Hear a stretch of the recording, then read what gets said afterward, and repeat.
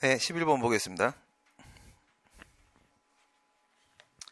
11번 행정벌에 대한 설명으로 옳지 않은 것은 조세범 처벌법 조세범 처벌 절차에 의해서 범칙자에 대해서 범칙자 나왔죠? 규칙을 위반하는 사람 얘기하는 거죠. 그렇게 되면 범칙금 부과 되겠지? 범칙금이면 통고처분이죠. 통고처분이 부과됐을 때는 법정 기간 내에 통고처분에 따른 범칙금을 납부하지 않고 가만히 있으면은 통고처분의 효력은 자동으로 소멸이 될 것이고요. 그 다음에 이제 그 행정청이 고발을 하겠죠. 고발을 하면 정식 형사재판 절차로 넘어가게 될 겁니다. 그런데 이 통고처분을 하는 쪽이 만약에 도로교통사범에 대해서 이루어진다라고 하게 되면 경찰서장이 움직일 거야. 경찰서장이 움직일 때는 직결심판 청구로 들어갑니다. 직결심판 청구라고 나와도 틀린 질문이 아니에요. 경찰서장 쪽, 교통사범 같은 경우엔 경찰서장 쪽에는 직결심판 청구한다 이렇게 들어가면 맞는 질문이 되는 거죠. 두 번째, 구대기환경보전법에 따라서 지금 문제가 11번이죠. 11번 다 맞았네. 대기환경보전법에 따라서 배출 허용 기준을 초과하는 배출가스를 배출하는 자동차를 운행하는 행위를 처벌하는 규정은 과실범의 경우에도 경우에는 적용되지 아니한다 이렇게 되어 있는데 내용을 한번 보세요. 그러니까 형사처벌 같은 경우에는 원칙은 우선은 고의범에 대해서 처벌을 가하게 되겠죠. 과실범도 법에서 규정을 두고 있다라거나 아니면 과실범을 포함하는 것으로 해석이 될 수 있다면 과실범도 처벌할 수 있습니다. 고의범이 원칙입니다. 그런데 과실범의 경우에도 법에서 과실범을 처벌한다라고 돼 있거나 그렇게 규정이 돼 있거나 아니면 과실범을 처벌하는 것으로 해석될 수 있을 때 과실범을 포함하는 것으로 해석될 수 있을 때는 과실범에 대해서도 처벌이 가능할 수 있습니다. 근데 지금 이걸 한번 해석을 해보세요.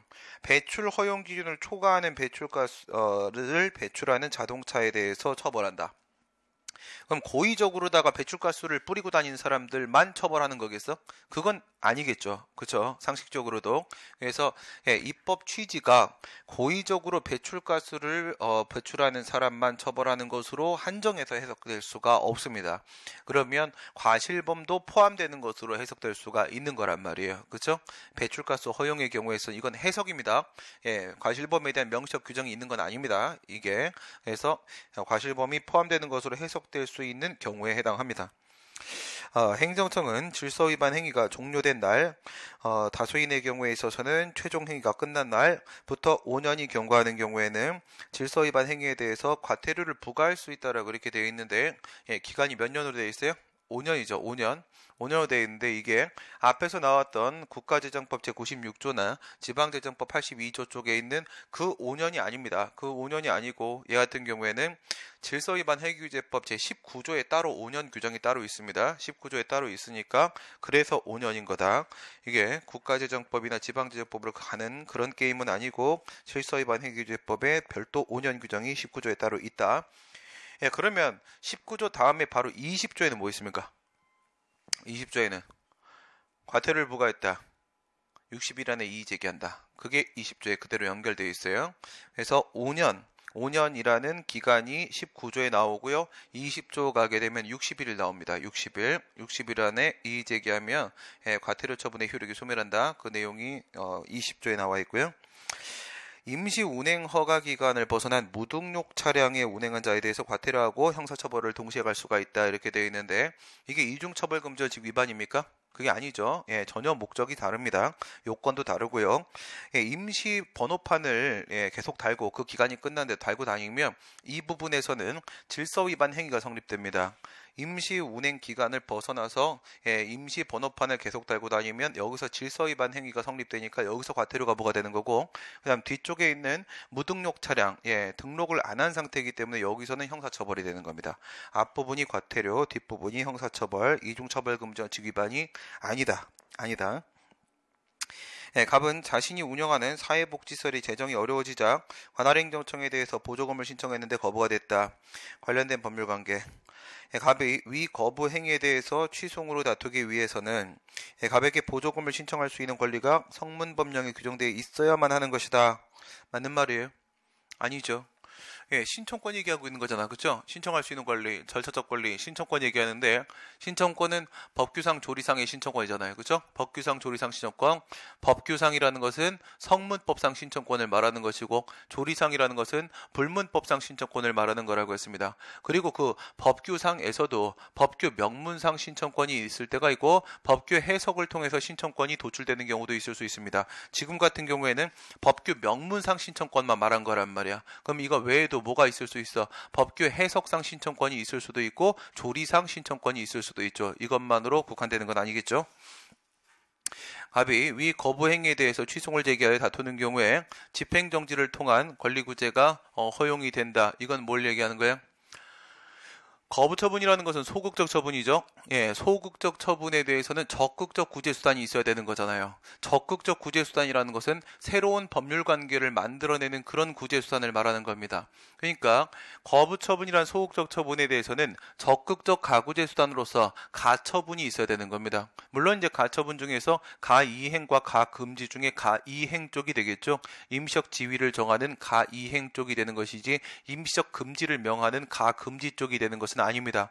예, 가처분이 필요한 거죠. 그렇다면 말이에요. 여기다가 소송으로 한번 연결을 시켜 보시기 바랍니다.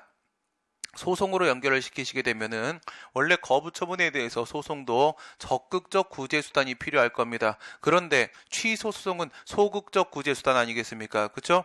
기존의 법률 관계로 되돌려 놓는 소극적 구제 수단입니다. 그런데 우리가 거부 처분에 대한 취소를 인정을 하는 이유는 뭐예요? 그것이 실익이 있다라고 보는 이유는 재처분 의무가 부과되고 있기 때문에 그런 거죠. 재처분 의무를 매개로 해서 적극적 구제 수단과 같은 기능을 수행할 수 있으니까 그렇기 때문에 거부처분 취소를 인정을 합니다. 여기서도 마찬가지로 가구제 수단이니까 거부처분이라는 소극적 처분에 대해서 소극적 구제 수단인 집행정지만 걸어놓는 것으로 끝나는 건 아니죠. 무엇이 매개가 된다면 이 집행정지도 실익이 있다, 허용이 될 수가 있겠습니까? 물론 신청의 이익을 말하는 겁니다. 소송에서는 협의의 소익을 말하는 것이고 집행정지에서는 신청의 이익을 말하는 건데 여기에도 재처분 의무가 인정이 되면 그러면 거부처분에 대한 집행정지가 가능할 수도 있는 겁니다. 그렇죠? 근데 집행정지가 인정이 안 되는 거죠. 안 되는 겁니다.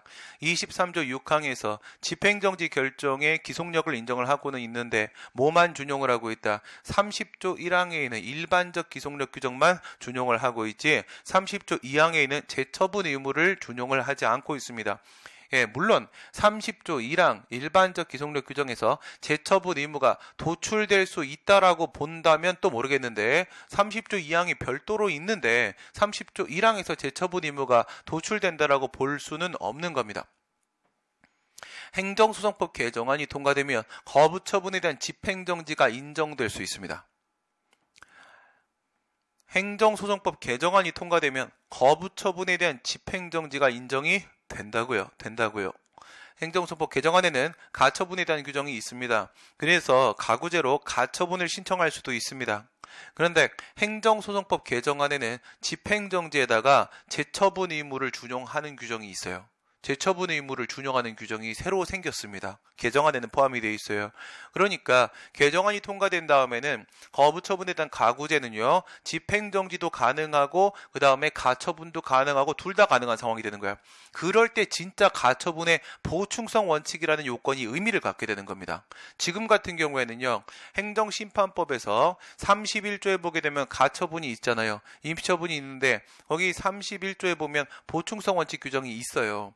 근데 거부처분에 대해 집행정지가 아예 안 되고 부작위에 대해서 아예 안 되는 상황에서 지금 아예 안 되는 상황에서 보충성 요건이 아무 의미를 현재 못 갖고 있습니다. 아무 의미를 못 갖고 있는데 소송 쪽에서 개정안이 통과되면 그 가처분의 보충성의 요건이 의미를 가져버릴 수가 있어요. 왜? 집행정지도 되니까. 집행정지를 가지고는 그닥 의미를 못 찾을 때 그럴 때 가처분 신청해라 라는 보충성의 요건이 의미를 부여받게 된다. 개정안도 같이 비교를 해놓으시고요. 예, 거부행위는 불이익 처분이므로 관할행정청이 갑의 신청을 거부하는 경우에 사전 통지 절차를 거쳐야 한다. 불이익 처분 절차로서 사전 통지 얘기하는 건데 사전 통지만 갖고 생각하지 말라고 했죠. 모두 항상 같이 연동시키라고 했어. 의견 제출요. 22조 3항에 있는 의견 제출의 기회 부여. 이 의견 제출하고 사전 통지는 그 적용 대상의 범위가 동일합니다. 동일하기 때문에 문제가 사전 통지로 나올 수도 있고 의견 제출로 나올 수도 있는데 똑같은 거야. 결론은 똑같은 겁니다. 그랬을 때 적용 대상은 두 가지가 있었죠. 하나는 인적 범위에 대한 문제가 있었고 하나는 하나는 물적 범위에 대한 문제가 있었고 인적 범위하고 물적 범위 두 개가 있죠. 인적 범위에서 논의하는 게 바로 뭐예요? 사전 통지나 의견 제출은요. 당사자 등에게 하는 것이다. 당사자 등에게 하는 거다.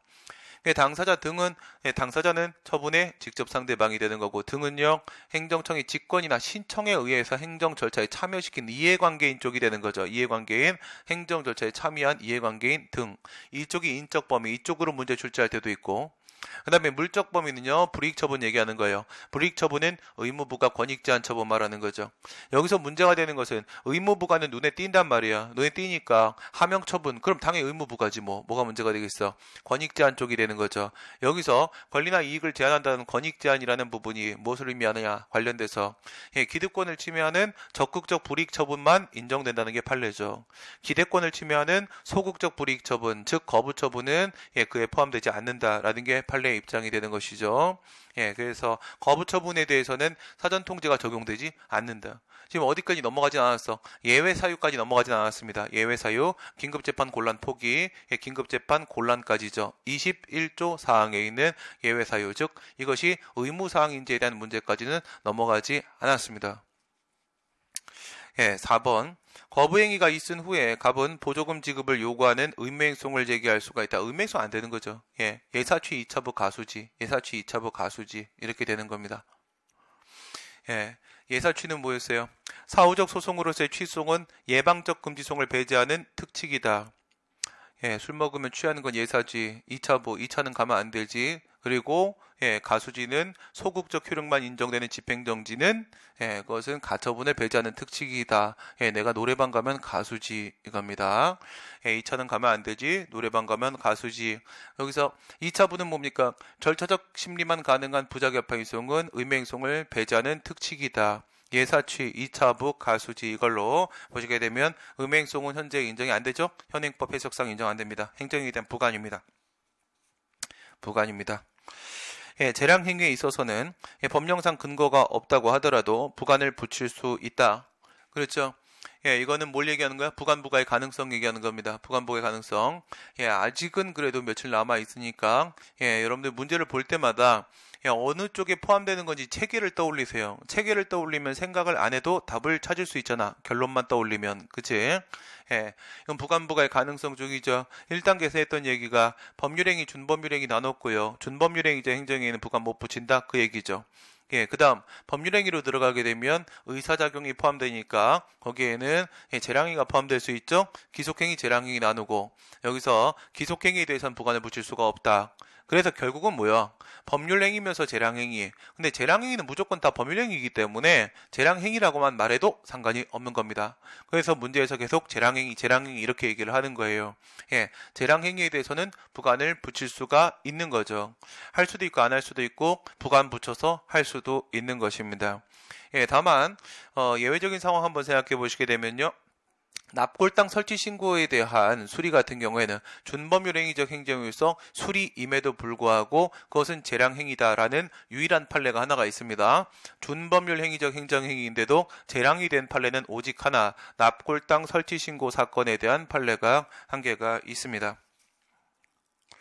그 다음 기부채납 받은 행정재산에 대한 사용수익허가에서 공유재산의 관리청이 정한 사용수익허가 기간은 허가의 효력을 제한하기 위한 행정행위의 부관으로서 독립해서 행정소의 대상으로 삼을 수가 있다. 안 되죠.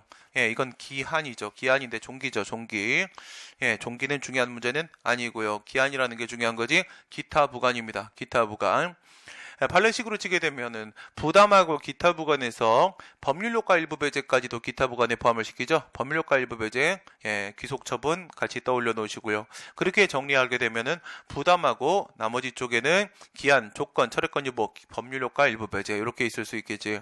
그래서 부담하고 기타 부관 나눈 다음에 이에 대해서 다투는 방법은 네 가지를 생각할 수가 있습니다. 소송으로 지게 되면 뭐뭐 있습니까?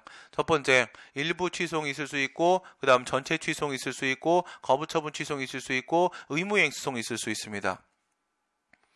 예, 이게 쭉 들어가는 문제들도 있어요. 쭉 들어가는 문제는 무슨 말이냐면, 여기서 나오는 전체 취소이라는 것은 부관부 행정행위는 그것은 실질적 의미의 거부처분이라는 전제를 깔아놓고 판시하고 있죠. 판례는.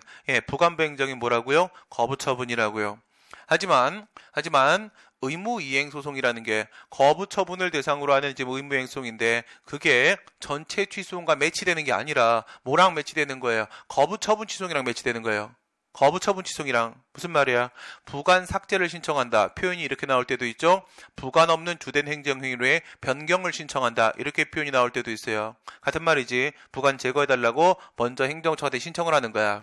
그랬을 때 명시적인 거부처분이 나오는 겁니다. 부관 삭제에 대한 명시적인 거부처분이 나왔을 때 거기서 나오는 얘기가 거부처분 취소성 그리고 거부처분 의무행송 이쪽이 되는 거예요. 오케이? 명시적인 거부가 필요한 겁니다. 의무행송 쪽도.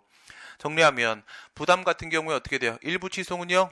예, 부담은 되고요. 기타 부관 안 되죠. 전체 취소는요. 부담은 안 되고요. 기타 부관 되죠. 거부처분 취소는요. 둘 다 되죠. 의무행송은요. 둘 다 안 되죠.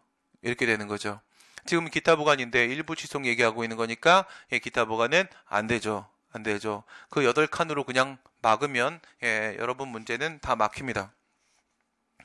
3번 공무원이 인허가 등 수익적 행정처분을 하면서 그 처분과 부관 사이에 실질적 관련성이 있다고 볼 수 없는 경우에 공법상의 제한을 회피할 목적으로 행정처분의 상대방과 사법상 계약을 체결하는 형식을 취했다면 이는 법치행정의 원리에 반하는 것으로서 위협하다. 전라북도 사건인가? 그렇죠.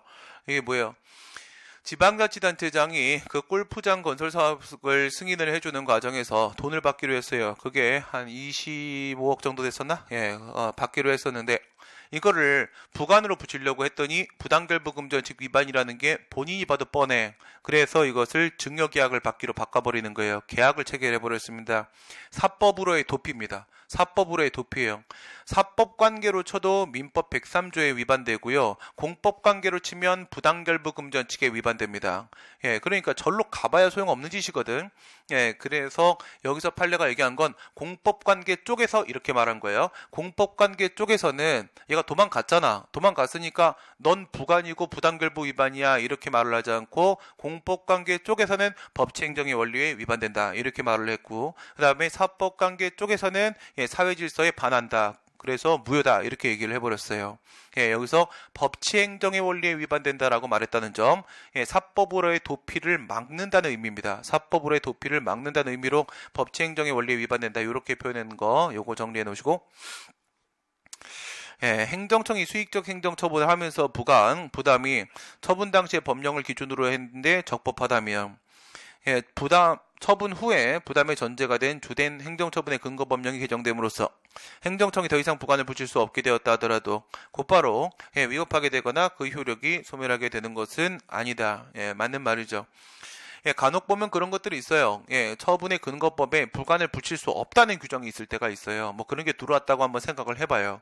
그런 게 들어왔다. 예, 그렇다 하더라도 부관은 말이에요. 우리가 부관의 한계를 얘기할 때 부관으로서의 한계도 있지만 행정행위로서의 한계도 있죠. 그 얘기는 부관으로서의 한계는 부관과 주된 행정의 관계를 조망한 것이고요. 행정행위로서의 한계는 부관은 사실 행정행위의 일 내용이다라는 의미를 가지고 접근을 하는 겁니다. 그러니까 부관은 결국 행정행위 내용이에요. 내용인데 그러면 주대행정의 근거법에 적용을 받을 거 아니겠습니까? 주대행위랑 똑같이 처분시 기준이란 말이야. 처분시 기준이니까 처분 이후에 법령이 개정됐다고 할지라도 소급되는 게 아니죠. 앞에서 얘기했던 대로 이건 진정 소급 적용 상황이란 말입니다. 그렇기 때문에 소급이 안 되니까 처분시 기준으로 보는 게 맞는 겁니다. 신법 적용 안 된다. 행정입법에 대한 설명으로 옳지 않은 것은 구법에 위임의 근거가 없어서 법규명령이 무효였다면 사후에 법 개정으로 위임의 근거가 부여됐다 할지라도 무효이다. 이거는 지금처럼 없다가 있을 수도 있고 있다가 없을 수도 있죠. 양쪽 판례 다 있죠. 그래서 세 개로 정리를 하라고 했습니다. 위임명령입니다. 위임명령인데 상위법의 위임이 수권이 없다가 있다가 이렇게 보라고 했죠. 없다가 있다가 그러면 두 번 바뀐 거잖아. 두 번 바뀐 거여서 없을 때는 효력이 없고 무효. 그 다음에 있어지면은 효력이 그때부터 생기고 다시 또 없어지면은 그때부터 효력이 또 없어지고 이렇게 되는 거라고 했죠. 그 다음 처벌법규나 조세법규는 그 위임에 있어서 구체성 명확성의 요구가 강도가 높아질 수밖에 없는 건 당연한 거고요. 그 다음 법률에서 위임받은 사항을 하위 법규명령에 다시 위임을 하기 위해서 위임받은 사항의 대강을 정하고 그 중에 특정 사항의 범위를 정해서 하위 법규명령에 다시 위임하는 경우에만 재위임이 허용이 된다. 재위임에 대한 생각을 한번 먼저 해보시고요. 재위임입니다. 우리가 사무 권한에 대한 권한 위임도 마찬가지요. 그 다음에 그것이 입법 권한에 대한 입법 위임도 마찬가지입니다. 두 개를 같이 비교를 해보세요. 입법 위임이 있을 수 있죠. 그 다음에 권한 위임이 있을 수 있죠. 입법 위임은 입법 권한을 넘기는 거죠. 권한 위임은 사무 권한을 넘기는 거죠. 둘 다 첫 번째 위임으로서의 일반 위임이 있을 수 있고 두 번째 위임으로서의 재위임이 있을 수 있습니다. 여기서 재위임 측면 생각해 보세요. 둘 다 전면 재위임은 제한됩니다. 전면 재위임은 둘 다 불가능한 겁니다. 그것은 입법 위임이든 권한 위임이든 위임받은 것을 전면 포기한 거나 마찬가지 상황이 되기 때문에 그런 것이고요. 여기서 대강을 정해서 재위임을 해야 된다. 우리 위임명령의 위법성에 대한 판단 한번 내려봅시다. 두 개, 세 개 들어가죠. 두 개, 세 개. 하나는 법률 유보의 측면에서 수권상 한계 문제가 있을 수 있고요. 두 번째는 법률 우위 측면에서 재정상 한계 문제가 있을 수 있습니다. 수권상 한계에 걸려버리면 그 법규명령은 법률 유보 위반으로 위협해지는 겁니다. 그 다음에 재정상 한계로 만약에 위협해지게 되면 그것은 법률 우위 원칙 위반으로 위협해지는 겁니다. 두 개, 세 개, 위에 있는 두 개는 뭐가 된다? 첫 번째, 가장 기본은 포괄 위임 금지 원칙입니다. 포괄적 위임 금지 원칙에 위배되면 그러면 위협해질 테고요. 두 번째는요, 법률 전속 사항입니다. 법률 전속 사항, 다시 말해 의회 유보 원칙이 적용되는 케이스죠. 반드시 형식적 의미의 법률로만 정해야 되는데 위임을 해버렸다. 그러면 당연히 위협해지는 것입니다. 하나, 둘, 뭐라고? 포괄적 위임 금지 원칙. 그 다음 두 번째는요, 이거는 의회 유보 적용되는 케이스 법률 전속 사항입니다. 그 다음 재정상한계에 들어가 보시게 되면요. 재정상한계에서는 가장 기본은 당연히 상위법에 위반되면 안 되는 겁니다. 상위법 위반 금지 원칙이 하나 있을 수 있겠고 두 번째는요. 위임의 한계를 일탈하면 안 된다. 위임 한계 일탈 금지 원칙이 있을 수 있겠습니다.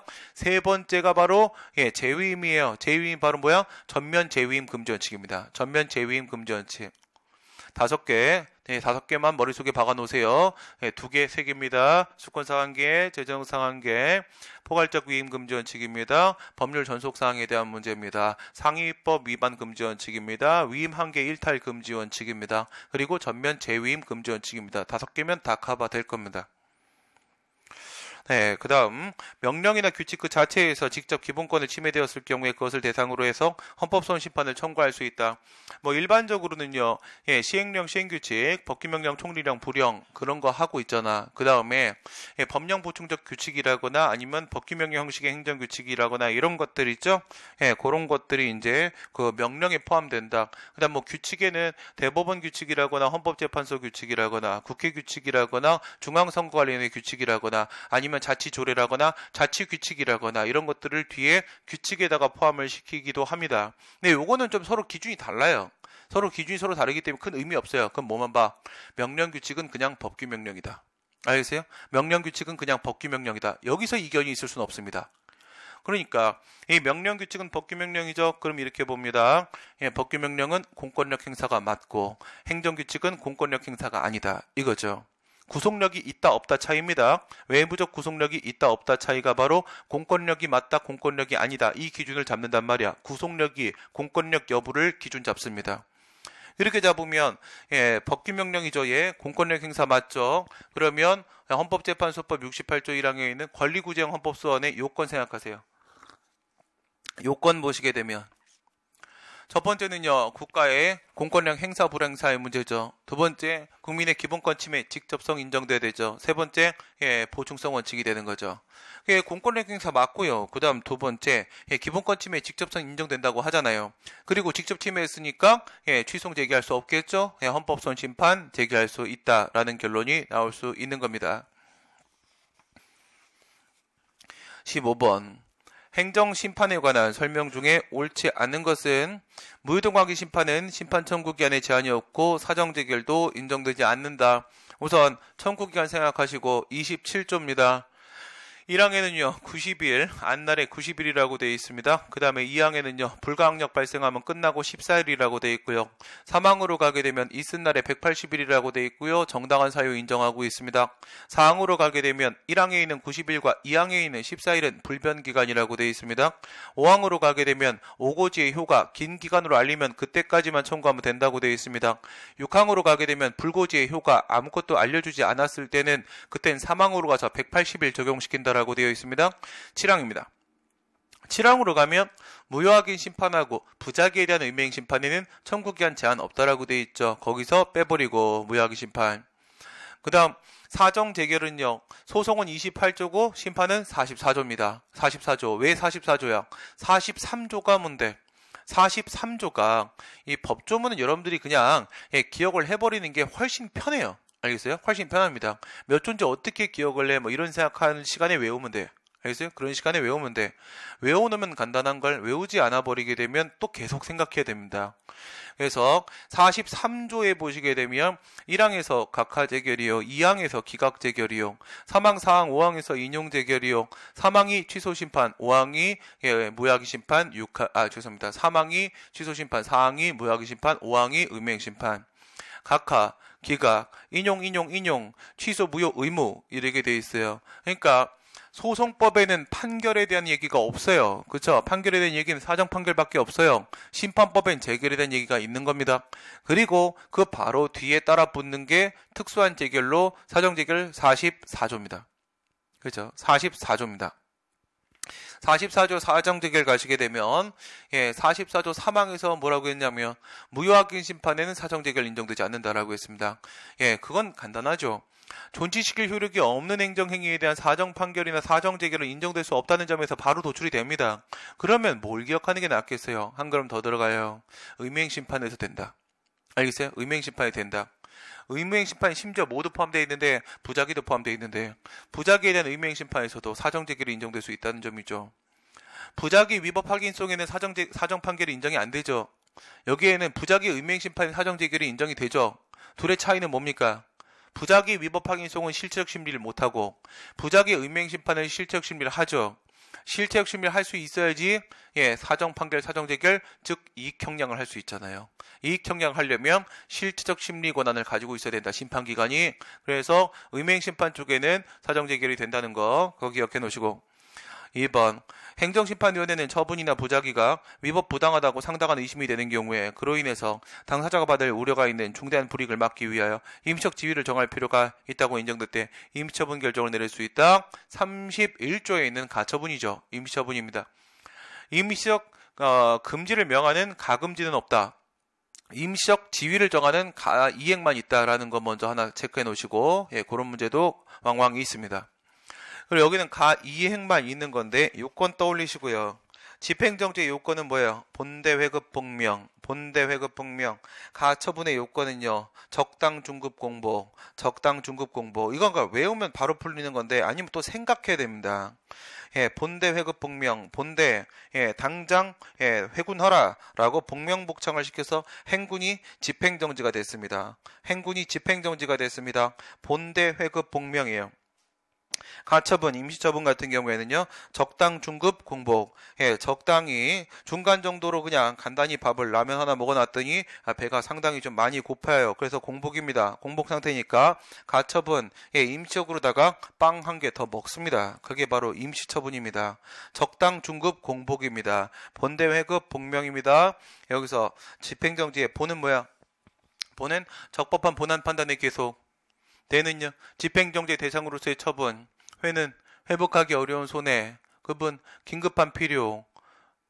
공은 본대 회급 복명, 복은 공공복리에 대한 중대한 영향, 명은 청구의 이유 없음이 명백해서 안 된다. 그거죠. 그 다음에 적당 중급 공복 가봅니다. 적당 중급 공복. 적은요? 똑같아. 적법한 본안 판단의 계속. 적법한 본안 판단의 계속. 가처분도 마찬가지라는 거 특이한 점입니다. 예, 이건 민사소송에서 가처분하고 많은 차이를 보이고 있습니다. 그 다음에 당은요. 예, 그것이 위법하거나 부당하다라는 상당한 의심이 있어야 됩니다. 상당한 의심이 있어야 되고, 그 다음 이건 적극적 요건이죠. 소극적 요건이 아니고, 예, 중은요. 예, 중대한 불이익입니다. 중대한 불이익. 급은요. 급박한 위험입니다. 급박한 위험. 그 다음 적당 중급 공복. 공은요. 공공복리에 대한 중대한 영향. 공공복리에 대한 중대한 영향. 그 다음에 마지막 복은요. 보충성 원칙. 보충성 원칙. 이렇게 해서 적당 중급 공복. 그래서 지금 이거는 그 요건을 갖췄다 지금 얘기를 하고 있는 겁니다. 네, 그 다음 보시면 행정심판위원회는 당사자의 신청을 거부하거나 부작위로 방치한 이게 제일 중요합니다. 예, 이번에 예, 국가직 9급에서 문제가 나올 겁니다. 뭐가 나올까요? 행정심판법 개정된 거. 한 번도 안 나왔습니다, 지금까지. 예, 언제 개정됐어? 작년에 개정되었고 10월 19일 날 시행됐잖아요. 그쵸? 근데 아주 중요한 의미를 갖고 있는 것들이 많이 포함됐죠. 거기서 지금 나오는 게 뭐냐면, 예, 우리 기속력 규정이 몇 조에 있어요? 심판법 49조에 있잖아요. 49조에 원래 뭐 어떻게 돼 있었냐면 1항 일반적 기속력, 그 다음 2항 의무이행 심판에서의 제처분 의무, 3항 인용처분의 절차 상하자에서의 제처분 의무, 이렇게 있었어. 뒤에 건 큰 의미 없어요. 1, 2, 3항 이렇게 세 개를 비교해봐요. 원래 뭐 어떻게 돼 있었다고요? 일반적 기속력이 있었다고요. 의무이행 심판, 의무이행 재결에 제처분 의무 있었다고요. 그 다음 절차 상하자에 제처분 의무 있었다고요. 여기서 2항이 3항으로 3항이 4항으로 밀립니다. 그러면서 2항에 하나가 새로 들어오죠. 새로 들어온 게 뭐야? 거부처분 취소 심판, 거부처분 무효하게 심판. 이게 새로 들어온 거야. 그리고 뒤로 하나 밀렸단 말이야. 그러면 이제 모든 제처분 의무가 다 인정된 겁니다. 1항은요. 일반적 기속력 규정입니다. 2항은요. 거부처분 취소, 거부처분 무효 쪽에 제처분 의무입니다. 3항은요. 원래 있었던 의무행 재결의 제처분 의무고요. 4항은요. 절차 상하자의 제처분 의무입니다. 그 다음에요. 50조에 뭐 있습니까? 원래대로 하게 되면 직접처분제도 있었죠. 강제수단은 제처분 의무 불이행했을 때 강제수단은 직접처분제도밖에 없었습니다. 직접강제. 그런데 50조에 2가 신설됐습니다. 50조에 2가 신설되면서 이게 간접강제예요. 간접강제. 그러면 제처분 의무가 총 몇 개야 지금? 취소에 1개, 무효에 1개, 의무에 1개, 절차에 1개, 4개죠.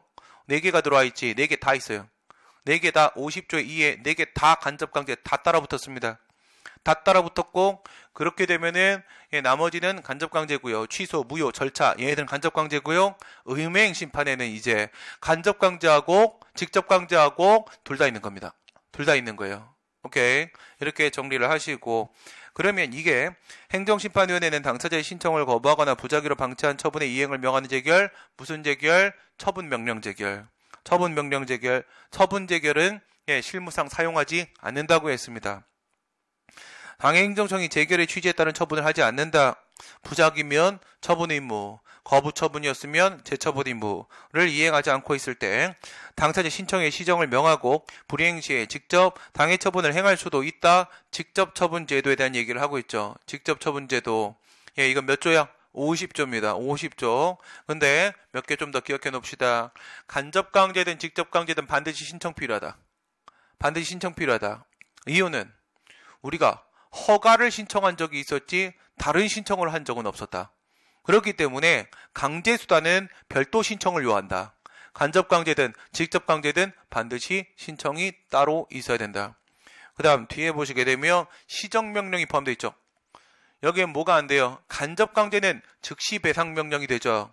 그런데 직접강제는 즉시 직접처분이 안 됩니다. 즉시 직접처분이 안 되고 반드시 시정명령 단계를 한 번 더 거쳐야 됩니다. 반드시 절차를 한 번 더 거쳐야 되고 예, 그 다음 행정심판법의 개정으로 시도행정심판위원회의 재결에 불복하는 청구인은 재결 및 같은 처분 부작위에 대해서 중앙행정심판의 재심사를 청구할 수가 있다. 맞습니까? 틀립니까? 맞아요? 틀리죠. 그렇죠? 이게 지금 시도 쪽 거를 올리면 중앙행심위로 가는 건 맞겠지. 그치? 예, 그냥 순서만 잡는다면 순서만, 그치? 옛날에는 국무총리 행정심판위원회였었고 그때 국무총리 산하였어요. 지금은 국민권익위원회에 있죠. 예, 지금은 중앙행정심판위원회죠. 이건 재심판 청구 금지 얘기하는 겁니다. 재심판 청구 금지. 행정심판은 예, 2번 안 된다는 거죠. 재심판 청구는 금지된다. 예, 그러면요, 여기서 우리 한 걸음 더 들어가 봅시다.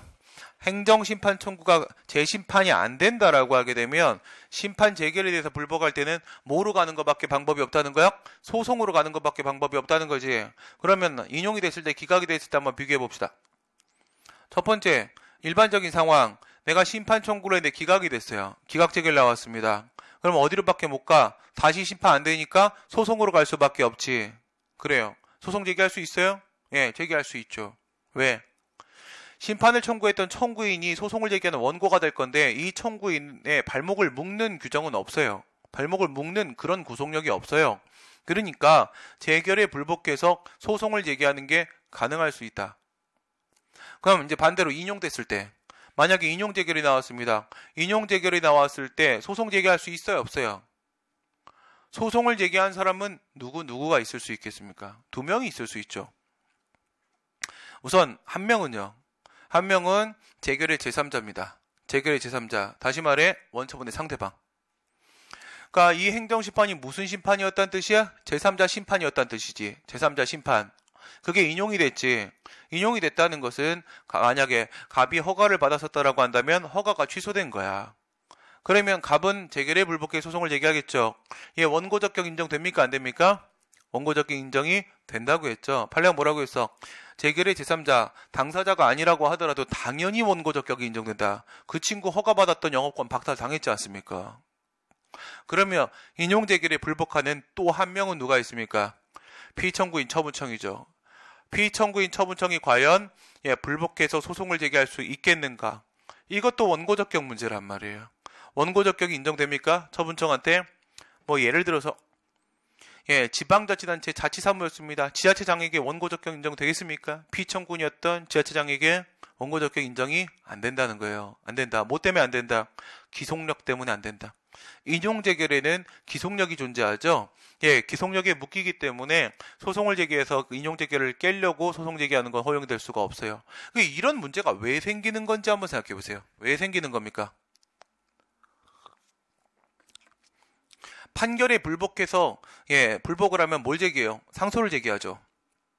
재결에 불복하면 방금 재심판 청구 금지되니까 뭘 제기해요? 소송을 제기하죠. 그래요. 그러면 둘 다 인용됐다고 생각해 보세요. 1심 법원의 판결이 인용입니다. 그럼 피고 행정청이 불복하고 싶을걸? 그 다음에 행정심판에서 인용 재결이 나왔습니다. 그럼 피청구인 행정청이 불복하고 싶을걸? 했을 때 상소를 제기하는 건 14일, 소송을 제기하는 건 90일이죠. 제소기한 특례 규정. 그런데 말이에요. 만약에 이 14일과 90일이 이미 다 지나갔다고 쳐보세요. 그럼 둘 다 불가증력 발생했잖아요. 판결 쪽에도 불가증력, 확정력 발생하고 재결 쪽에도 불가증력, 확정력 발생하죠. 그러면 기간이 지났을 때는 피고든 피청구인이든 불복 못하는 건 똑같이 매한가지예요. 아무 의미 없습니다. 여기서 논의하는 게. 그러면 그거 보지 말고 이제 기간이 안 지났을 때를 보세요. 기간이 안 지났을 때는 판결에 불복해서 피고행정청이 상소 제기하는 건 당연히 허용됩니다. 심급제도에서 이미 인정을 하고 있어요. 근데 이게 왜 허용이 되는 겁니까? 그럼 반대로 기간이 안 지난 상황에서 지금 전제 깔고 우리가 얘기하는 거야. 피청구인 처분청이 소송을 제기할 수 있느냐 이거예요. 둘의 차이가 뭐야? 판결에 피고가 소송을 제기하는 거, 인용 판결. 재결에 피청구인이 소송을 제기하는 거, 인용 재결. 둘의 차이점은 한쪽엔 기속력이 없고 한쪽엔 기속력이 있어요. 요 차이입니다. 한쪽에 기속력이 없잖아요. 판결 쪽에. 판결의 기속력은 언제 발생합니까? 확정이 돼야지 기속력이 발생하죠. 그러니까 아직 14일 안 지났죠. 확정이 안 됐기 때문에 판결의 효력이 발생 안 했죠. 기속력이 발생 안 했으니까 피고행정청은 전혀 개의치 않고 상소를 제기할 수 있는 거예요. 근데 재결 같은 경우에는 이건 확정이 안 돼도 재결소정보 송달되면 바로 재결의 효력이 발생해버리잖아. 거기에 뭐가 포함되어 있어? 기속력이 포함되어 있잖아요. 그치? 그러니까 얘는 안 되는 겁니다. 여기에는 문제가 생기는 거야. 비교할 수 있겠어요? 다시 정리합니다. 기간을 지나지 않았다. 기간이 이미 둘 다 지났다. 그럼 둘 다 매한가지로 불복 못한다. 기간이 지나지 않은 상태다. 그러면 재결 쪽에는 기속력이 발생했고 판결 쪽에는 기속력이 발생을 안 했다. 기속력이 발생하지 않은 판결 쪽에는 피고가 불복할 수 있다. 근데 기속력이 발생한 재결 쪽에는 피청구인이 불복할 수 없다. 불복할 수 없는 건 원고 적격이 깨지는 거다. 네, 원고 이거 요즘 교수님들이 아주 좋아하는 쪽입니다. 아주 좋아하는 쪽이에요. 네, 그 다음에 행정개혁에 관한 다음에 설명 중에 옳지 않은 거.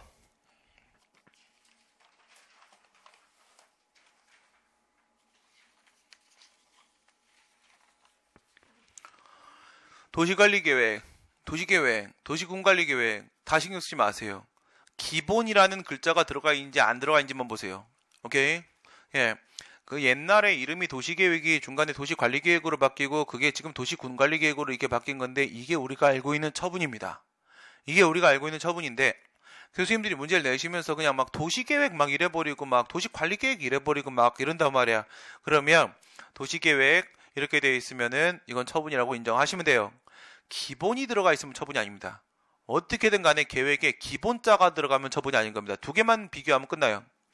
도시관리계획, 그럼 이건 처분이지. 예, 구역 내 토지 등을 소유하고 있는 주민으로서 위반권자에게 도시관리계획의 위반을 요구할 수 있는 법규상 조리상의 신청권이 있다고 할 것이고 이러한 신청에 대한 거부행위는 처분이 맞다. 그렇죠? 예외 사유는 3개. 하나는 계획 위반 제한권. 국토의 계획 및 이용에 관한 법률 위반 제한권. 두 번째는요. 문화재보호법. 예, 문화재 관리구역에 대해서 보호구역에 대해서 지정을 요구할 수도 있고 변경을 요구할 수도 있고 폐지를 요구할 수도 있고 다 돼요. 다 돼요. 신청권 다 인정돼요. 문화재 쪽에. 또 하나는요. 폐기물 처리업 허가와 적정통보 사건. 이거 있었죠. 적정통보를 받았으면은 폐기물 처리업 허가를 신청할 수 있는 자격이 인정된다. 신청권이 인정된다. 그렇다면은 예, 그 근거가 A계획에서는 도시계획 얘기하는 거예요. A계획에서는 폐기물 처리 사업 할 수 없고 예, B계획에서 할 수 있고 그래서 B계획으로 바꿔달라고 신청을 했다. 거부됐다. 결국은 같은 사건이다. 그래서 위에서 신청권이 인정되면 계획에서도 신청권 인정하자. 요거 3개. 그 다음 문화재보호구역 내에 있는 토지 소유자, 문화재보호구역의 지정 해제도 될 수 있고요. 지정도 될 수 있고요. 변경도 될 수 있습니다. 해제는 폐지라고도 하죠. 폐지. 예, 신청권이 인정된다.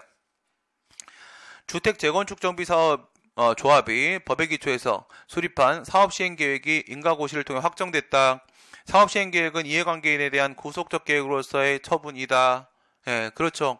요게 관리처분계획도 마찬가지죠. 관리처분 계획도 마찬가지입니다. 첫 번째 거는 추진위원회 구성 승인이 있을지 가능성 인가. 두 번째는요. 재개발 재건축 조합 설립 인가 특허. 사업시행 계획 인가는 가능성 인가. 관리처분 계획 인가는 가능성 인가. 이렇게 되어 있는데 사업시행 계획 인가하고 관리처분 계획 인가가 상황이 비슷해. 그죠? 둘 다 그 사업시행 계획안과 관리처분 계획안에 대해서 총회 결의가 있어. 이건 뭐야? 공법상 합동행위. 그죠? 공법상 합동행위. 합동행위가 기본행위가 되고 있는 것이고 그에 따른 인가는 가능상 인가. 예, 효력 발생 요건이 된단 말이야. 그리고 나서 이렇게 효력을 발생을 시키고 나면은 갑자기 변신해버려. 변신을 해가지고 이제 이게 그 조합원들의 행위로 보지 말고 조합의 처분으로 봐버리는 거예요. 조합의 계획 처분. 조합의 처분으로 봐버리는 게 둘 다 사업시행 계획인가 그 다음 관리처분 계획인가 나오면 사업시행 계획 처분, 관리처분 계획 처분 이렇게 돼버린단 말이야. 이게 가능한 이유가 뭐야? 이게 가능한 이유가 그 조합은요. 이 공공조합이잖아. 이 조합은 공법상 사단법인 얘네들은요. 설립 인가를 받아서 행정주체가 됐지. 무슨 행정주체? 기타 행정주체.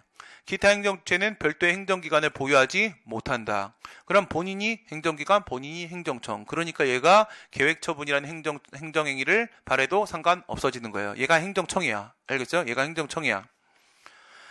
그 다음 도시계획시설의 지정으로 말미암아 당해 토지 이용 가능성이 배제되거나 토지 소유자가 토지를 종래 허용되면 용도대로 사용할 수가 없어서 현저한 재산상의 손실이 발생했을 때 원칙적으로 이에 대한 보상을 해야 된다. 뭔 얘기하려고 하니? 특별한 희생. 특별한 희생 얘기하려고 하는 겁니다. 특별한 희생. 우리 특별한 손실보상에서 얘기하는 거 일반적 요건 5개 먼저 보시고 첫 번째 공공필요. 두 번째, 적법한 공권력의 행사. 세 번째, 재산권에 대한 의도적 침해. 네 번째, 특별한 희생. 다섯 번째, 보상 규정. 그죠? 공공필요, 적법한 공권력의 행사, 재산권에 대한 의도적 침해, 그리고 특별한 희생, 보상 규정에서 핵심은 특별한 희생, 특별한 희생. 특별한 희생과 관련된 학설 떠올리시고요. 학설을 따로 물어보기도 하죠. 이 부분은 따로. 학설 뭐 있어요? 가수, 용배, 중상. 가수, 용배, 중상. 가수 중에 용배라고 알아요? 용배라고? 네, 알 리가 없어요. 네, 없으니까. 그치? 예, 가수 용배가 있는데 가수 용배가 교통사고 나서 중상을 입었어. 겁나게 특별한 희생을 당했어. 겁나게 특별한 희생을. 그죠? 가수 용배 중상. 얘들이 특별한 희생이야. 첫 번째 가는요. 보호가치설. 보호가치설. 수는 수인한도설. 수인한도설. 용은 사적 효용성설. 사적 효용성설. 배는 이건 쉽지. 목적이 배설. 목적이 배설. 중은 중대성설. 중대성설. 상은 상황 구속성설. 상황 구속성설. 다 출제됐습니다. 알겠어요? 가수용배 중상. 가수용배 중상. 지금 여기서 얘기한 건 뭐예요? 사적 효용성설 앞부분, 뒷부분에 목적기 배설 두 개 얘기했네요. 지금 지문에서. 그쵸? 사적 효용성설하고 목적기 배설 가지고 특별한 희생이 발생했다는 말씀을 하고 싶으신 겁니다. 지금. 예, 그러면 손실보상이 필요한 게 맞겠죠. 예, 17번. 행정소송법상의 당사자송에 관한 설명을 옳지 않은 것. 예, 도시 및 주거환경정비법상의 주택재건축정비사업조합을 상대로 관리처분 계획안에 대한 조합총회 결의의 효력을 다투는 소송은 행정소송법상의 당사자송에 해당한다. 먼저 뭘 봐? 행정상 법률관계. 오케이? 행정작용이 공행정작용이냐 사행정작용이냐에 따라서 공법관계, 사법관계 나눠지겠지. 공법관계는 권력적 공법관계, 비권력적 공법관계 나눠지죠. 사법관계는 행정사법관계, 협의의 국고관계 나눠지겠지. 좋아요. 거기서 다시 공법관계 가. 공법관계 가면 거기서 행위 형식이 뭐 있습니까? 권력적 관계에서는 행정처분, 비권력적 공법관계에서는 공법상 계약과 공법상 합동행위. 그치? 공법상 합동행위 포함되어 있습니다. 같은 방향의 의사의 합치. 그럼 여기서 관리처분 계획안에 대해서 자기들끼리 총회 결의로 합의를 봤어. 그럼 이건 뭐야? 아까 나왔지? 공법상 합동행위. 공법상 합동행위면 권력적 공법관계는 뭐로 불복해? 항고소송. 비권력적 공법관계는 뭐로 불복해? 당사소송. 당사소송 맞는 거잖아. 그치? 맞는 건데 여기서 끝나면 안 돼. 이게 중요한 게 아니야. 이 판례 뒤에 거. 재작년 판례. 깜짝 놀랐던 판례. 교수님들 다 틀리셨던 거. 몇 번 출제는 됐습니다. 최근에. 뭡니까? 가처분 인정됩니다. 가처분 인정되죠. 그 전까지 교수님들 거의 100%였습니다. 행정소송의 가처분 준용 안 된다고 그랬어요. 민사집행법 300조에 가처분 준용 안 된다고 했었습니다. 그런데 판례가 인정된다고 눌러버렸죠. 근데 이제 그 다음에 교수님들이 수긍했어요. 맞는 말이거든. 이게 뭐냐면 저거야. 이게 예사치 2차부 가수지. 가수지가 뭐야? 가수지가. 소극적 효력으로서의 소극적 효력만 인정되는 집행정지는 적극적 효력이 인정되는 가처분을 배제한 특징이다잖아. 집행정지 되면 가처분 안 된다는 거잖아. 그런데 항고송에는 집행정지 있죠? 당사소송에 집행정지 없잖아. 당사소송에는 44조에서 23조의 집행정지 준용을 안 해요. 지금 이게 그 당사소송이에요. 그때 그 당사소송. 관리처분 계획안에 대한 당사소송. 당사소송 여기서 가처분 신청했는데 받아줬다고요. 당사자송에는 가처분 가능하다. 준용된다. 그 얘기. 그 다음 지방자치단체가 보조금 지급 결정을 하면서 일정 기간 내에 보조금을 반환하도록 교부 조건을 붙여다. 부관이죠. 부담입니다. 부담. 나중에 돈 내놓으라고 하는 거니까 부담이고, 그러면 부관에 의해서 공법행위에 의해서 부과된 거니까 이거는 공법상 의무. 그럼 당사소송. 보조사업자의 지방자치단체에 대한 보조금 반환 의무는 보조사업자가 지방자치단체에 부담 공법상 의무고 따라서 당사소송이다. 그렇죠. 그 다음 관계법령의 하천법. 이건 뭐야? 원인과 결과. 우리가 지금까지 손해배상, 손실보상, 부당이득에 있어서 판례가 민사소송으로 보고 학설이 당사소송으로 보는 것은, 학설은 원인에 초점을 맞추고 판례는 결과에 초점을 맞추니까. 근데 이건 결과도 공법이야. 결과도. 그쵸? 하천법. 그러니까 판례 역시도 여기서 민사소송을 우길 수 없는 입장이었었습니다. 하천구역 편입 사건. 관계법령상 하천법 시행으로 하천구에 편입되어 국유로 되었으나 보상규정이 직접적인 보상규정이 없었어. 관계규정 유추 적용했던 사건이죠. 보상 청구권에 시효로 소멸돼 보상을 받지 못한 토지들에 대해서 시도지사가 손실을 보상하도록 규정을 하고 있고 위 관계법령, 관계규정 유추 적용했던 사건. 손실보상 청구권이 법령상 요건이 충족되면 당일 발생하는 경우에 관계법령에 손실보상금의 지급을 구한 초원 당사소송 결과 부분도 역시 마찬가지로 하천법. 그렇죠? 보상 청구권 인정의 근거법이 하천법이라는 공법인 거야. 지금 공법인 거야. 당사자 소송에서 이게 손실보상 청구소송을 아예 당사소송으로 전환시킨 판례가 아닙니다. 그렇죠? 이게 그렇게 보려고 하게 되면 그 보상 청구권의 근거법이 민법 같은 경우 써야 돼. 사법이어야 됩니다. 사법인데도 갑자기 당사소송 이러면 진짜 입장 바꾼 거야. 근데 입장 바꾼 거 아닙니다. 이거. 당사자 소송에서 원고가 피고를 잘못 지정한 경우로 보일 때 피고 경정은 원고 신청에 의해서 법원으로서는 원고의 피고 경정 신청이 없는 경우에 소를 각하하면 족하고 성명권 행사해서 원고로 하여금 정당한 피고로 경정하게 할 필요는 없다. 뭘 물어보는 거야? 피고 경정 아까도 딴 수업이었구나. 피고 경정은 원래는 뭐예요? 소변경입니다. 그죠? 소변경 14조에 있는 피고 경정. 실질은 소변경이야. 소변경인 거니까 처분권주의 적용받고 반드시 원고의 신청이 있어야 되죠. 법원이 직권으로 소변경 못함, 직권으로 피고 경정 못합니다. 그러니까 신청이 필요한데 얘가 신청을 안 하네. 신청을 안 해. 그럼 성명권 행사 하라고요. 그래서 얘한테 훈수 더 주라는 얘기야. 쉽게 말해서 훈수 더 갖고 야 빨리 신청해 받아줄 테니까 신청해. 그래갖고 신청할 거죠? 할 거지? 네? 예, 신청하셨네요. 이렇게 해서 바꿔주는 거야. 원래 그렇게 해요. 재판을. 어쩔 수 없어요. 그래서 뭐 때문에 깨지는 않냐면 관할이나 피고 때문에 깨지는 않아요. 재판을. 알겠어요? 각하시키지 않습니다. 관할이나 피고. 관할 같은 경우에는 그냥 직권으로 이송해버려요. 직권으로 이송해버리고 제대로 된 재판 관할, 제대로 된 법원으로 이송시켜버리고 피고 같은 경우 어쩔 수 없이 신청이 필요하니까 말해봐 이렇게 해서 그냥 보내버려요. 바꿔줍니다. 바꿔줘요. 그래서 그 얘기하는 거야. 그렇다고 냉정하게 각하하지 마라. 각하하지 마라. 그 다음 항고소송의 대상이 되는 행정처분에 관한 다음의 설명. 군의관은 행정청이라고 볼 수가 없고 군의관은 아무것도 아니죠. 그렇죠? 군의관은 행정청이 아닙니다. 신체 등기 판정 자체만으로 권리 의무가 정해지는 것은 아니고 병역 처분에 의해서 비로소 병역 의무의 종류가 정해지는 것이기 때문에 지방병무청장의 병역 처분이 있어야 돼요. 병역 처분이 있어야지 뭐 내가 보충역인지 현역인지 뭐 알 수 있는 거지. 그치? 구체적인 내용이 정해져야 됩니다. 신체 등기 판정만 갖고는 아무 의미 없고 군의관이 하는 신체 등기 판정은 행정처분이 아니다. 행정청의 행위가 아닙니다. 그래서 병역법상의 법적 효과가 발생하지도 않습니다. 도시 및 주거환경정비법에 의한 주택재개발정비사업조합은 조합원에 대한 법률관계에서 적어도 특수한 존립 목적을 부여받은 특수한 행정주체. 얘는 뭐예요? 공법상 사단법인. 조합원에 대한다. 이거 얘들은 강제가입됩니다. 강제가입당합니다. 조합이 설립되면.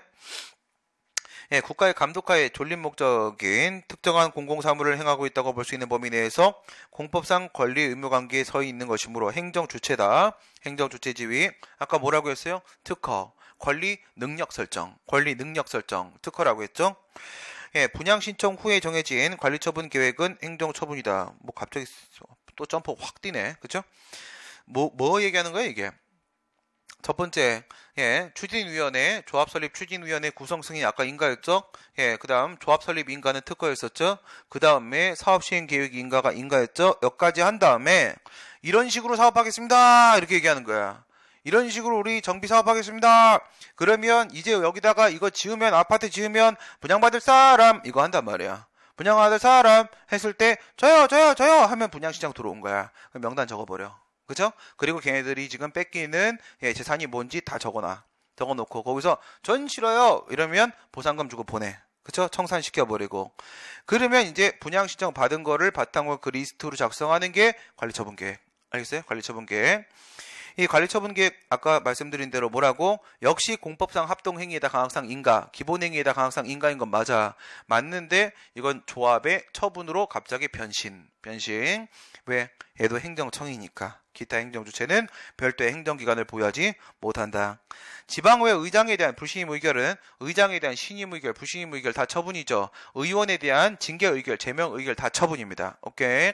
의원, 의장, 부의장, 신임, 불신임, 징계, 제명 다 처분입니다. 다 처분이고, 지방의회 내부적 결정에 불과하므로 행정처분이 아니다. 처분이다. 금융감독원장으로부터 문책경고를 받은 금융기관의 임원이 경고를 보는 순간 뭐가 느껴져? 우선 행정지도가 느껴지고, 그쵸? 경고, 요청, 지도, 권고, 이딴 거 나오면 행정지도는 비권력적 사실행위니까 원래는 처분 아니죠. 임원이 일정 기간 금융업종 임원 선임의 자격을 제한하도록 관계법령의 규정, 이게 핵심이야. 관계법령의 규정. 법에 이와 같이 자격 제한을 받는다. 그래서 판례가 뭐라고 했어요? 이건 직업 선택의 자유를 직접적으로 제한한다. 이렇게 얘기했던 거란 말이야. 직업 선택의 자유를 직접적으로 제한을 시키기 때문에 지가 아무리 행정지도같이 생겨먹었다 할지라도 너는 처분이다. 넌 처분이다. 수용 또는 보상에 관한 설명 중에 대법원 헌재, 사업 인정, 공용 수용 절차 1, 2, 3, 4 바로 떠올리고 1번 토지보상법 20조의 사업 인정, 그 다음 두 번째 26조의 토지조서 물건조서 작성, 세 번째 26조의 협의취득, 네 번째 34조의 토지 수용재결 이렇게 돼가죠. 그럼 거기서 처분 몇 개인지 보세요. 두 번째에 있는 조서 작성은 그냥 작성하는 거야. 사실행위야. 사실행위. 의미 없고. 그 다음에 협의취득, 매수협의는요. 판례가 그것을 사법상 계약으로 보죠. 처분 아니죠. 그럼 처분은 1번, 4번. 1번, 4번. 1번에 있는 사업인정은 특허, 맨 끝에 있는 수용재결은 대리, 특허, 대리. 특허, 대리, 처분 2개. 그 2개 비교하겠지 뭐. 사업인정을 함에 있어서 사업 자체에 공익성이 있는지 여부 외에도 당해 사업과 관련되는 자들의 이익을 공익과 사익 사이에는 물론 공익과 공익, 사익과 사익 때에도 비교 영향을 해야 된다. 이거 뭐 하는 짓이죠? 공공필요 얘기하는 거예요. 그래서 토지보상법 20조에 있는 공공필요는요 공공N 필요라고 했지. 공공N 필요. 공공은 공익사업이어야 된다. 공공성이 있어야 된다. 공익이 있어라이. 그리고 나서 필요는 비례원칙. 이 공익이 저 재산권 사익 이겨버려라이 이겁니다. 사익 이겨버려라. 비교 영향하는 겁니다. 사업 인정을 함에 있어서 이해관계자의 의견을 듣지 않은 하자가 사업 인정의 위법이 존재한다는 거야 지금. 이러한 하자는 수용재결의 선행처분인 사업 인정 단계에서 다퉈야 되므로 선행처분이 사업 인정에 대한 쟁송제기간 불가증력 발생. 위 하자를 이유로 수용재결의 취소를 구할 수는 없다. 1, 2, 3, 4에서 처분은 2개. 1번, 4번 이렇게 있죠. 1번, 4번 특허, 대리. 그 처분끼리 서로 선행처분, 후행처분 하자 쓴 게 되겠니? 이거지. 하자 쓴 게 되겠니? 됩니까? 안 됩니까? 하자 승계론에 따르게 되면 안 되는 거예요. 그렇죠? 안 된다. 이유는 사업 인정의 법적 효과 생각해 보세요. 사업 시행자에게는요. 공용 수용권 설정해 줍니다. 권리 능력 설정. 그 다음 두 번째 토지 소유자에게는요. 토지 보전 의무 부과해 버립니다. 그 다음 수용 재결 갑니다. 수용 재결은 사업 시행자에게는요. 토지 소유권 취득하고 그 다음 토지 소유자에게는요. 보상 청구권 설정. 서로 법적 효과 완전 달라. 하자 쓴 게 안 된다. 그 다음 토지 수용 시 지급돼야 될 정당한 보상, 당해 공익사업으로 지가상승, 개발이익 고려된다, 고려되지 않는다, 평등권 침해 없다. 이거 원래 누구 거라고요? 이 돈은 개발에서 발생하는 이익은 이거는 사업시행자 거라고 했습니다. 토지 소유자 게 아닙니다. 사업시행자 겁니다.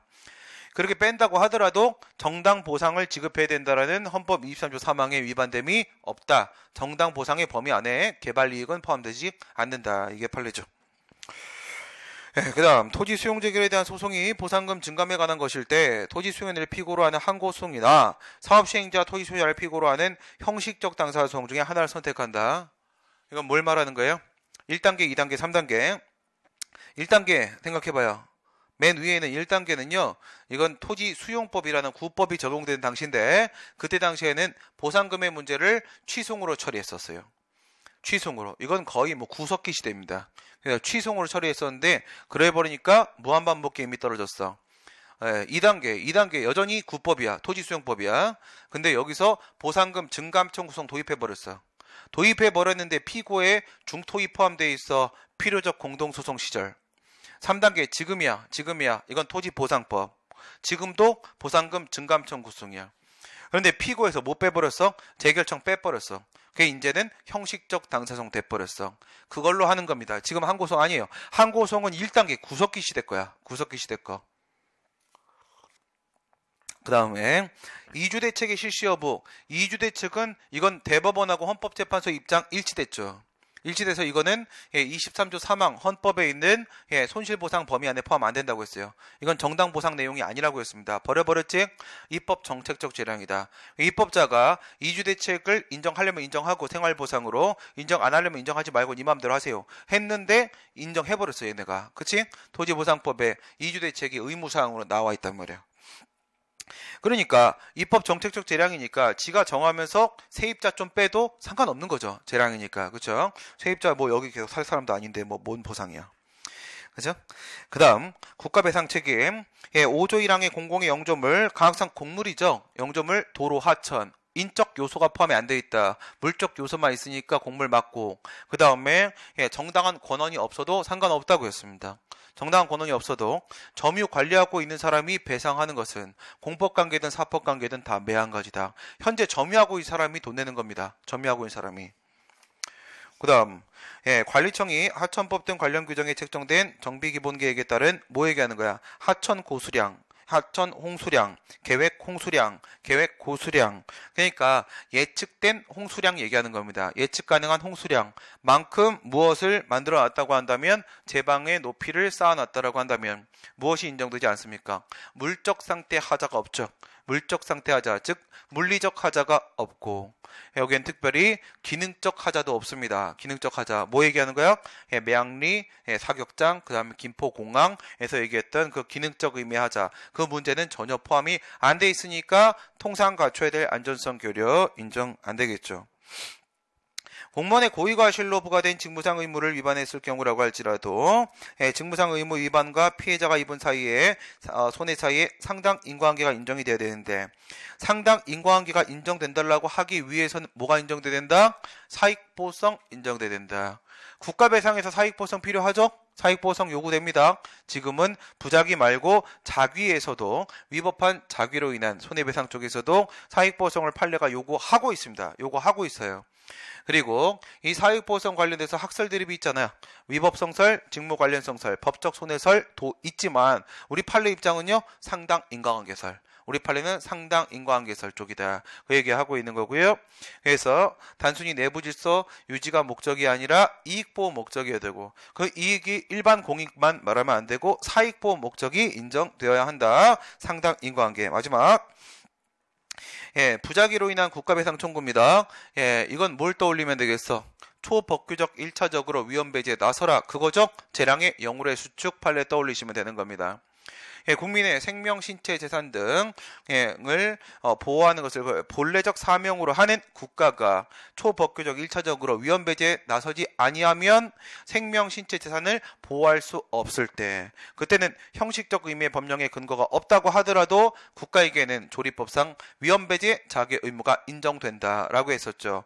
성문 법령에 형식적 의미의 법령이 없어도 괜찮고요. 그래서 이거는 객관적 정당성의 결여로 보는 것이 맞다. 이거요. 객관적 정당성의 결여로 국가배상법상의 위법성은 취소에 있는 위법성보다 넓게 인정된다. 여기까지입니다. 여기까지 하시고 다음 시간 8시까지 오시고요. 8시부터 시험 보고 9시부터 수업 시작하는 것으로 하겠습니다. 다음 시간에 뵙도록 하겠습니다. 수고하셨습니다.